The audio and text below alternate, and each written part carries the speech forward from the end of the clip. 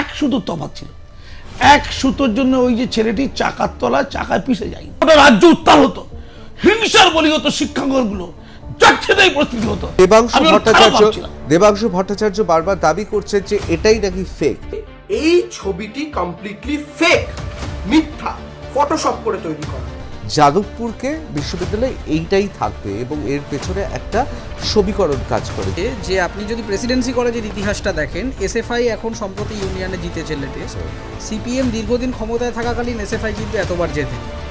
এবার ঘটনাটা হচ্ছে এই ইনস্টিটিউটগুলোর ভেতরে যেহেতু দীর্ঘ 5-6 বছর আমি কাটিয়েছি, এদের সবসময়ই একটা রাষ্ট্রকে প্রশ্ন করবার একটা প্রসঙ্গ থেকে থাকে। মাথা ফেটে গেছে ইত্যাদি হয়েছে। এই ইন্দ্রানুজ বলে যে ছেলেটি, যাকে নিয়ে এত কথা, ইন্দ্রানুজ এসএফআই এর লোক নয়, ইন্দ্রানুজ আরএসএফ বলে একটি সংগঠনের লোক। আমরা আইসি এবং এসএফআই পরস্পর অভ্যন্তরীণ আলোচনা করে এটা আমরা দেখব, নিজেদের মধ্যে মিটিয়ে নেওয়ার ব্যবস্থা করব, কিন্তু টিএমসি এবং বিজেপিকে ঢুকতে দেওয়া যাবে না। আমি একসময় এসএফআইতে যুক্ত হয়েছিলাম, কিন্তু যেদিন আমি এসএফআইটা ছাড়লাম, সঙ্গে সঙ্গে আমার প্রতি ব্যবহার, আমি প্রথম 2-3 দিন যাওয়ার পর আমি পেছন থেকে টোনটিটকারি শুনি যে তুমি ফিল্ম স্টাডিজ পড়তে এসছো না? হ্যাঁ, কী অসুবিধা হয়েছে? বলছি তুমি তো রাজ চক্রবর্তীর ছবিতে অভিনয় করো, এখানে তো আন্তনিয়নি গোদার নিয়ে কাজ হয় বলে একটা হেসে টোন করে দুজন সিনিয়র চলে গেলেন। এটা কি ঠিক যে যাদবপুর বিশ্ববিদ্যালয় কোনো একটা সময় আত্মহত্যার প্রবণতা গ্রাস করেছিল, আচ্ছন্ন করেছিল তোমায়? অ্যাবসলিউটলি, এটা আমি বিস্তারিত ফেসবুকে লিখেছি। তা তো এই যে ইন্দ্রানুজদের কথা, এই দিনের পর দিন ফেসবুকে কি পোস্ট দিয়েছে। যখন হারঘর তিরঙ্গার কথা বলা হয়েছে, তখন সে একটি পান পারাকের ছবি পোস্ট করে হারঘর তিরঙ্গা লিখেছে। তারও তো চিন্তার স্বাধীনতা আছে। দেখুন, চিন্তার স্বাধীনতা যদি থাকে, নিশ্চয়ই থাকতে পারে, কিন্তু জঙ্গিবাদ তাহলে চিন্তার স্বাধীনতা হলে তাহলে আমাদের দেশে ইউএপি আইনটা আছে কেন? তাহলে উমার খালিদকে আমরা জেলে ভরে রেখেছি কেন? এরকম একটা স্টলওয়ার্থ ফিগার, তাকে যে রাষ্ট্রের পোষ্য কুকুর বলে গালিগালাজ করছে, কোন সময় সেটা করেছে সেটা খুব তাৎপর্য। হ্যাঁ, এবং তার মৃত্যুদিনে করেছে, যে এনার বুদ্ধদেব ভট্টাচার্যের মৃত্যুদিনে এত শোক পালন করা কিছু নেই। আমি আপনাকে খুব দুঃখের কথাটা বলছি, খুব বেঁচে গেছি আমরা। আরো বড় কোনো ঘটনা হতে পারতো। এক সুতোর তফাৎ ছিল। এক সুতোর জন্য ওই যে ছেলেটি চাকার তলায় চাকায় পিষে যায়নি, মারা যেত ছেলেটি। আর যদি ছেলেটি মারা যেত বা ওরকম কিছু ঘটনা ঘটে যেত দুর্ভাগ্যজনক, ঈশ্বর করেনি, ভালো হয়েছে, শিক্ষামন্ত্রী অক্ষত থাকতে পারতেন না। একটা বিরাট দুর্ঘটনা ঘটতো, গোটা রাজ্য উত্তাল হতো, হিংসার বলি হতো, শিক্ষাঙ্গনগুলো যাচ্ছেতাই পরিস্থিতি হতো। ঈশ্বর বাঁচিয়ে দিয়েছে। আমি বিষয়ে আসছি। দেবাংশু ভট্টাচার্য বারবার দাবি করছে যে এটাই নাকি ফেক, এটাই নাকি তৈরি করা হয়েছে। একবার দেখে নেব কেন দেবাংশু ভট্টাচার্য বলছে ছবিটাই আসলে জাল। দেখুন, আপনাদের একটা ছবি দেখাই। এই ছবিটা বিভিন্ন টেলিভিশন চ্যানেলে ভাইরাল হচ্ছে এবং সিপিএম এর তরফ থেকে, এসএফআই এর তরফ থেকে, অতিবামদের তরফ থেকে এই ছবিটা দেখিয়ে বলা হচ্ছে যে ছেলেটির চোখে চোট লেগেছে, সোকল্ড বলা হচ্ছে ব্রাত্য বসুর গাড়ি নাকি তার উপর দিয়ে চলে গিয়েছে। এটা হচ্ছে সেই মুহূর্তের ছবি যে মুহূর্তে ব্রাত্য বসুর গাড়ি তার উপরে। আমি প্রথমেই আপনাদের দায়িত্ব নিয়ে বলছি, এই ছবিটি কমপ্লিটলি ফেক, মিথ্যা, ফটোশপ করে তৈরি করা। এখন আপনি বলবেন, দেবাংশু তুমি কিসের ভিত্তিতে বলছো? এখন শুধুমাত্র আমার কথায় তো আপনাদের বিশ্বাস করতে হবে না।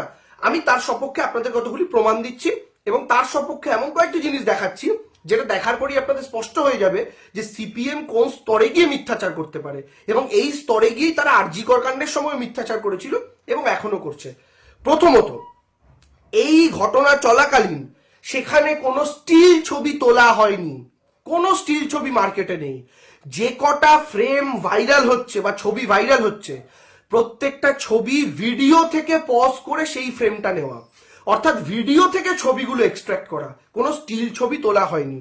এবং এই ছবিটা আপনারা যদি দেখেন, স্পষ্ট বোঝা যাচ্ছে এটা কোনো ভিডিওর অংশ। এটা গেল 1 নম্বর পয়েন্ট। 2 নম্বর পয়েন্ট কি, এই ছবিটারই সামনে আপনারা দেখুন একটা কালো মতো বোর্ড দেখতে পাবেন নাম্বার প্লেটের ঠিক নিচে। এই বোর্ডটা দেখতে পাচ্ছেন, যার মধ্যে সাদা সাদা কিছু একটা লেখা রয়েছে বা সামথিং কিছু একটা হবে। এই যেহেতু ভিডিও থেকে নেওয়া ফ্রেম, এত স্পষ্ট বোঝা যাচ্ছে না, এবং এই কারণেই ফটোশপ করতে হয়তো সুবিধা হয়েছে, যেহেতু ছবিটা স্পষ্ট নয়। এবার দেখুন, এই যে কালো ফ্রেমটা বেরিয়ে আছে, এই ফ্রেমটার ভেতরে ঢুকে রয়েছে সেই সো কল্ড আহত ছাত্র। এখন খুব স্বাভাবিকভাবে আপনাকে বিবেচনা করার জন্য অনুরোধ করছি, একজন মানুষ, এই একটা শক্ত ফ্রেম, এই শক্ত ফ্রেমের ভেতরে এবং চাকার সামনে, অর্থাৎ চাকা এবং এই ফ্রেমটার মাঝের যে অংশটা, তার মাঝে এই ছেলেটা রয়েছে বলে দেখানো হচ্ছে। এবার স্বাভাবিক বুদ্ধি দিয়ে বিবেচনা করুন, এই বুদ্ধি লাগানোর জন্য কোনো রকেট সায়েন্সের প্রয়োজন নেই। তৃণমূলের আরেক মুখপাত্র, তাকে আমরা তৃণমূলের আইআইটি বাবা বলে ডাকি, যখন যা ইচ্ছে হয় যা খুশি মনে আসে বলতে থাকেন।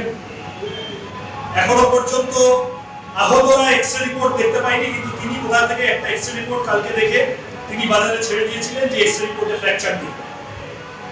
তিনি আবার আজকে অশ্রাব্য কুশ্রাব্য ভাষায় গালিগালাজ করেছেন, প্রতিবাদীদের দেখেছি শুনেছি। আমার নাম মুখে নিতে অভিরুচি হয় না। যা পেরেছেন যা বলেছেন আসলে নিজের পরিচয়, নিজের দলের পরিচয় বেআবরু করছে। এই যা হয়েছে,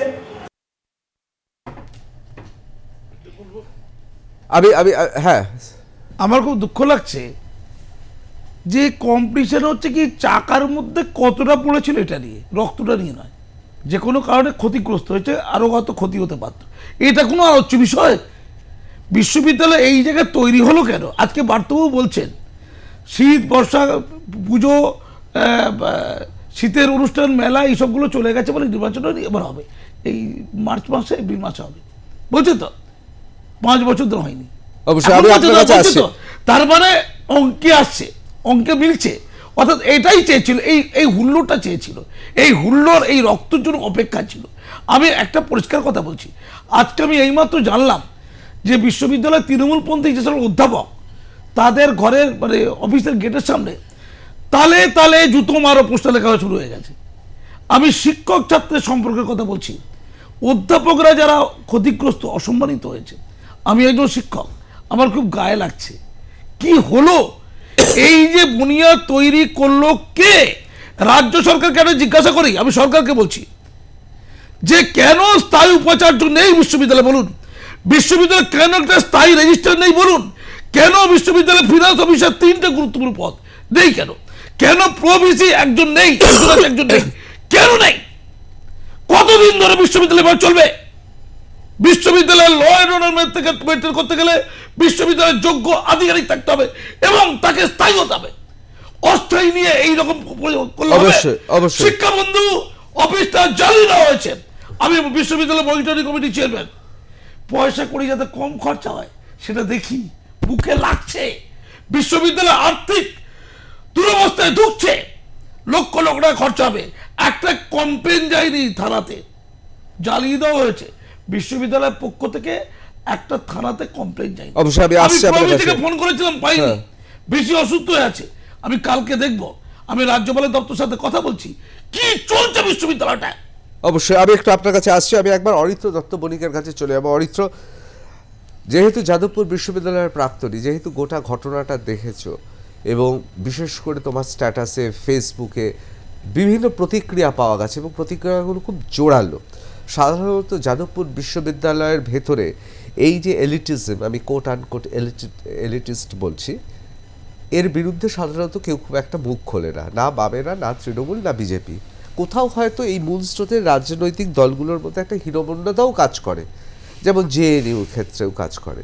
কোথাও কি মনে হচ্ছে এই যে তুমি যে মুখটা খুললে এবং যে পরিস্থিতি এই মুহূর্তে যাদবপুর বিশ্ববিদ্যালয়, আমাকে একজন বিখ্যাত অধ্যাপক যাদবপুর বিশ্ববিদ্যালয় বলেছেন যাদবপুরকে বিশ্ববিদ্যালয় এইটাই থাকবে এবং এর পেছনে একটা সমীকরণ কাজ করে, যে যখন ক্ষমতায় থাকে সে প্রেসার কুকারের মতো একটা ভাল্ব রেখে দেয়, যাতে অন্তত যে রাজ্যে বাবা বলে হোক, কংগ্রেস আমলে হোক, তৃণমূল আমলে হোক, গণতন্ত্র অন্য জায়গায় থাকবে না, এখানে একটা মুক্তাঞ্চল করে রাখা হয়, একটা খোলা হাওয়ায় দেখা হয় কি হচ্ছে। কি মনে হয়?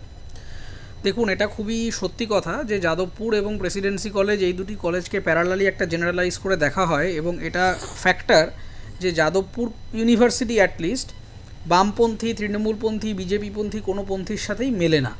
তার কারণ হচ্ছে যে আপনি যদি প্রেসিডেন্সি কলেজের ইতিহাসটা দেখেন, এসএফআই এখন সম্প্রতি ইউনিয়নে জিতেছে লেটেস্ট, সিপিএম দীর্ঘদিন ক্ষমতায় থাকাকালীন এসএফআই কিন্তু এতবার জেতেনি।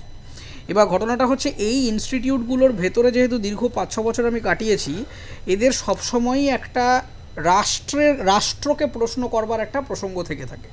এরা সবসময় মনে করে যে আমি যদি রাষ্ট্র যে কথাটা বলবে, আমি যদি তার সাথে একই সমান লেয়ারে চলে আসি তাহলে প্রশ্নগুলো করতে পারবো না।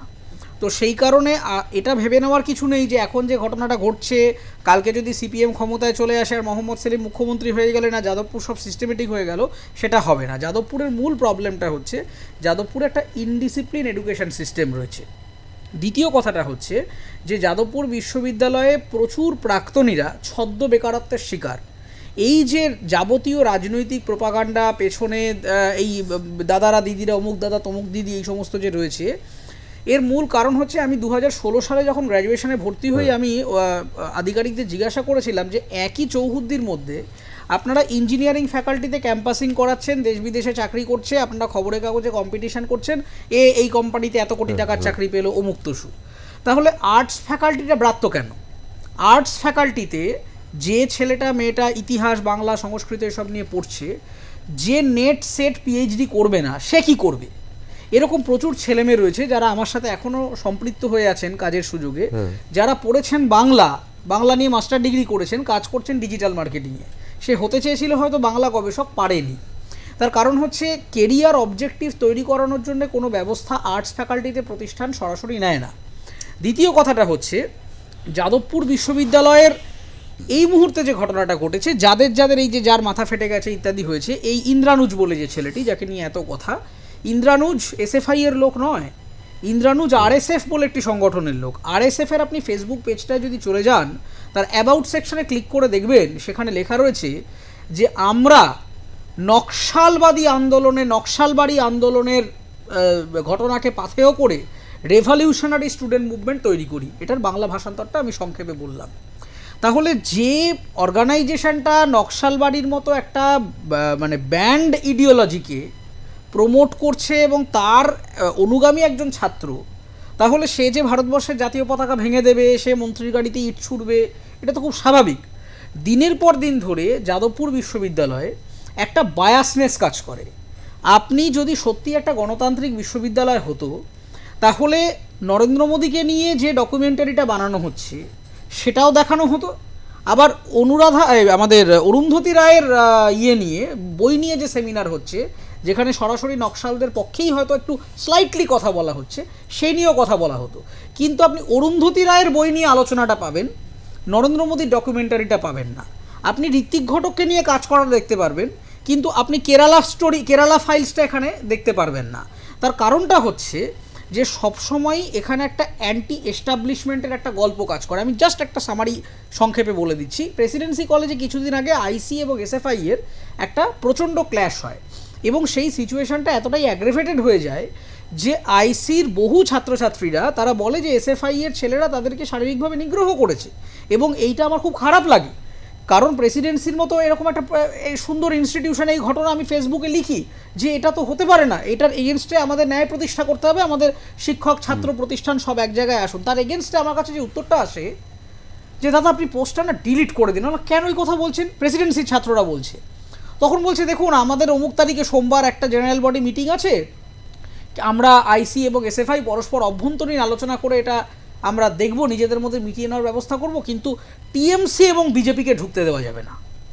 এই যে একটা টেরিটরির রাজনীতি, মানে আমার 55 একর জমিটা হচ্ছে বাম মনস্কদের জায়গা। আমি একসময় এসএফআইতে যুক্ত হয়েছিলাম, কিন্তু যেদিন আমি এসএফআইটা ছাড়লাম সঙ্গে সঙ্গে আমার প্রতি ব্যবহার ওখানকার গোটা ছাত্র কমিউনিটির কমপ্লিটলি ঘুরে গেল। এবং আপনাকে এটাও বলে দিচ্ছি, শুধু ছাত্র নয়, এর মধ্যে শিক্ষকদেরও ইন্ধন রয়েছে। এবং সেইটা দিনের পর দিন ধরে এই জিনিসপত্রগুলো চলে বলেই যে লোকটা, যে ব্যক্তি, যে অর্গানাইজেশন প্রতিষ্ঠিত, সেই প্রতিষ্ঠিত সিস্টেমের বিরুদ্ধে কথা বলাটাই এর কাজ। আমি যখন ফিল্ম স্টাডিজ নিয়ে যাদবপুরে পড়তে যাই, আমার 5 সাবজেক্ট ছিল, আমি প্রথম 2-3 দিন যাওয়ার পর আমি পেছন থেকে টোন টিটকারি শুনি যে তুমি ফিল্ম স্টাডিজ পড়তে এসছো না? হ্যাঁ, কী অসুবিধা হয়েছে? বলছি তুমি তো রাজ চক্রবর্তী ছবিতে অভিনয় করো, এখানে তো আন্তনিওনি গোদার নিয়ে কাজ হয়, বলে একটু হেসে টোন করে দুজন সিনিয়র চলে গেলেন।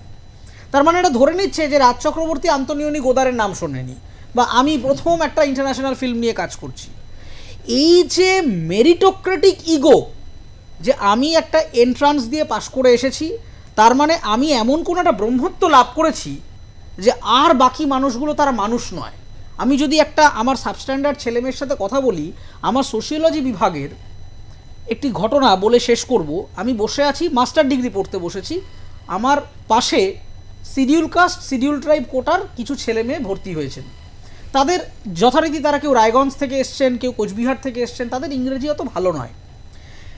মোটামুটি ক্লাস ভর্তি হাউসফুল একটা ক্লাস চলছে, সেখানে একজন মাস্টারমশাই ক্লাসে বসে যারা ধরুন কনভেন্ট স্কুলের ছেলে মেয়ে তাদেরকে বলছে তোমরা মাস্টার ডিগ্রি শেষ করে নেট সেট এগুলো দাও, পিএইচডি করো, এই করো সেই করো, সুন্দর গাইড করছেন। যেই এই দিকে তাকাচ্ছে সেই ছেলেগুলোর দিকে তাকিয়ে বলছে যে তোমাদের তো আর কিছু হবে না, পিএইচডি টিএইচডি দেখো সরকারি চাকরি পাও কিনা। সেই ছেলেগুলো বাইরে এসে কান্নায় ভেঙে পড়েছিল। আমি এবং আমার অন্যান্য সহপাঠীরা যারা এগুলো ফেস করে এসেছিলাম তারা এদের মনে সাহস জুগিয়েছিলাম। না হলে সেই ছেলেটি আমার পেজেও কমেন্ট করেছে, দেখতে পাবেন পাবলিক আছে, যে আমি ভেবেছিলাম মাস্টার ডিগ্রি ছেড়ে দেব। এটা কি ঠিক যে যাদবপুর বিশ্ববিদ্যালয়ে কোনো একটা সময় আত্মহত্যার প্রবণতা গ্রাস করেছিল, আচ্ছন্ন করেছিল তোমার? অ্যাবসলিউটলি, এটা আমি বিস্তারিত ফেসবুকে লিখেছি। তার কারণ হচ্ছে যাদবপুর বিশ্ববিদ্যালয়ের কিছু নির্দিষ্ট ডিপার্টমেন্ট আছে যেখানে সত্যি মাস্টারমশাইরা সঠিকভাবে দেখেন, কাজ করেন। কিছু ডিপার্টমেন্ট আছে যেখানে ভর্তির সময় থেকে আমি কিভাবে অবসাদের মধ্যে এলাম, আমি জাস্ট দুটো লাইন বলি। আমি যাদবপুর বিশ্ববিদ্যালয়ে ভর্তি হতে গেছিলাম বাংলা সাহিত্য নিয়ে পড়বো বলে, কিন্তু আমার কেরিয়ারে বাংলা সাহিত্য নেই, আমি পড়েছি সোশ্যাল সায়েন্স নিয়ে। কীভাবে এলাম হচ্ছে আমি যখন ডেস্কে, আমি একা নয়, আমার মা বাবাও গেছিলেন সেখানে, কারণ আমাদের পরিবারের আগে কেউ যাদবপুরে নিয়ার হিস্ট্রিতে পড়েনি। এবার ওখানে এমনভাবে আমাদের কনভিন্স করানো হলো যে বাংলাটা ঠিক মানে পড়ে কেরিয়ার অবজেক্টিভটা কিছু হবে না, sociology will be an better opportunity. তো আমরা একটু লক্ষ্যভ্রষ্ট হয়েই, মানে আমরাও খানিকটা দায়ী হয়তো, কিন্তু লক্ষ্যভ্রষ্ট হয়ে গেলাম, ম্যানুপুলেটেড হয়ে গেলাম, সোশিওলজিতে ঢুকলাম। পরবর্তী ক্ষেত্রে জানতে পেরেছিলাম যে আমি একটা এমন দলের ডেস্কে গিয়ে কথা বলেছিলাম যেই দলটা এসএফআই বিরোধী।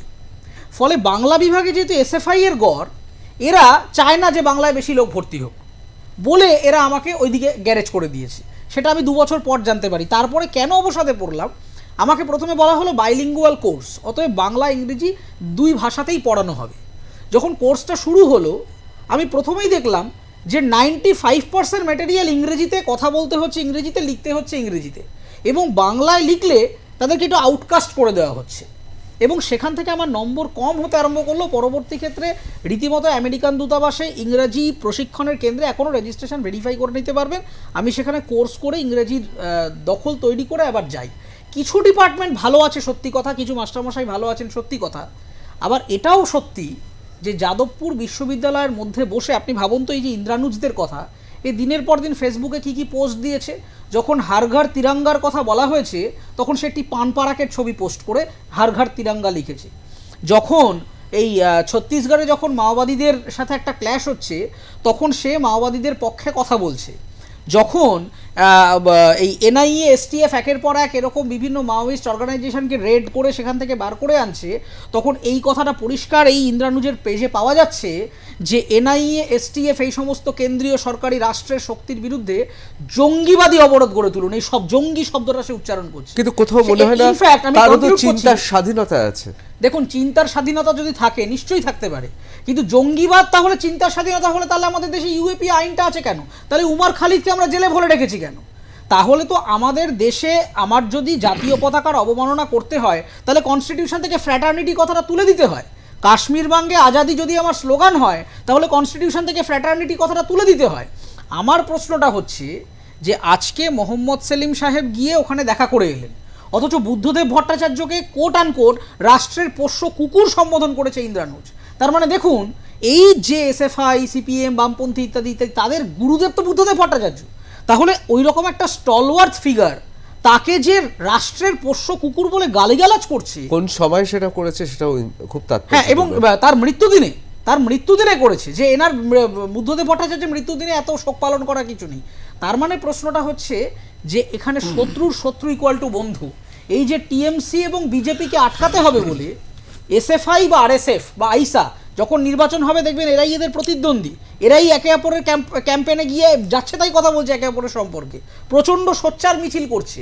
কিন্তু যেই মুহূর্তে এটা টিএমসি ভার্সেস আমার লড়াই চলে আসছে বা এবিভিপি ভার্সেস আমার লড়াই চলে আসছে, তখন শত্রুর শত্রু আমার বন্ধু হয়ে যাচ্ছে। অবশ্যই, কিন্তু তো আমার মনে হয় অরিত্র, আমরা বোধহয় ঋণী যে আজকে কিন্তু এতগুলো পার্টি অফিস ভাঙা হয়েছে, একটাও মানুষকে মারা হয়নি, এর জন্য আমরা ঋণী তাদের কাছে। যাদবপুর বিশ্ববিদ্যালয়ে যা হয়েছে এখনো পর্যন্ত কোনো প্রাণঘাতী হয়নি, এটার জন্য অন্তত ঋণ প্রকাশ করতে পারি। দেখুন, প্রথমত হচ্ছে যে রাজনীতিকে কেন্দ্র করে যে সে ছাত্র রাজনীতি হোক কিংবা মেইন স্ট্রিম পলিটিক্স হোক, সেখানে রক্তপাত দিয়ে রাজনীতি হয় এইটা আমি অন্তত বিশ্বাস করি না, এবং আমি ঘোরতর এর বিরোধী। আজকে হয়তো সত্যি যাদবপুরে কেউ মানে মারা যাননি, এটা ঈশ্বরের কৃপা, কিন্তু একটা স্ট্যাম্পেড সিচুয়েশন হতেই পারতো। কিন্তু তাও যেটা হয়েছে সেটাও খুব একটা কম কিছু নয়। সে একজন মানে নকশালবাড়ি আন্দোলন দ্বারা অনুপ্রাণিত হতে পারে, তার ইডিওলজির সাথে আমার ইডিওলজি 180 অপোজিট হতে পারে, কিন্তু তার একটা চোখ খারাপ যদি হয়ে যায়, তার যদি মাথাটা ফেটে যায়, সেটা যে কারণেই হোক, সেটা কিন্তু আমাদের প্রত্যেকটা মানুষের কাছেই কলঙ্ক। ফলে আমার অন্তিম যেটা আবেদন সেটা হচ্ছে মূলত বিভিন্ন ইনস্টিটিউটগুলিতে আপনারা রাষ্ট্রপক্ষের যারা শুনছেন টিভিতে, যে ছাত্র সংসদ নির্বাচনটা দ্রুত করুন। কারণ ডেমোক্রেটিক প্ল্যাটফর্মটা যদি রেগুলারলি ফলো করা হয় তাহলে কিন্তু এই জায়গাটা অনেকটা সেফ জায়গায় চলে আসে এবং বিশৃঙ্খলা হয় না। এবং যাদবপুর বিশ্ববিদ্যালয়কে সুরক্ষিত করবার জন্যে আইডি কার্ড সিস্টেম, সিসিটিভির মতো একটু ডিসিপ্লিনড এডুকেশন সিস্টেম। আজকে এই যে আলোচনাটা হচ্ছে, ও তৃণমূল বাইরের ছেলে ঢুকিয়েছে, এসএফআই বলছে ওরা বাইরের ছেলে ঢুকিয়েছে, আরে বাইরের ছেলেটা এলো কিভাবে? এটা তো মাছের বাজার নয়। আজকে তৃণমূল বাইরের ছেলে ঢোকালেও আটকানোর জন্য আমার যদি একটা আইডি কার্ড সিস্টেম, একটা রেকর্ড মেকিং থাকতো, আমি জানতে পারতাম কোন কনফারেন্সে কোথায় কে আসছে। তা এই রেকর্ড কিপিং খুব ইম্পর্টেন্ট।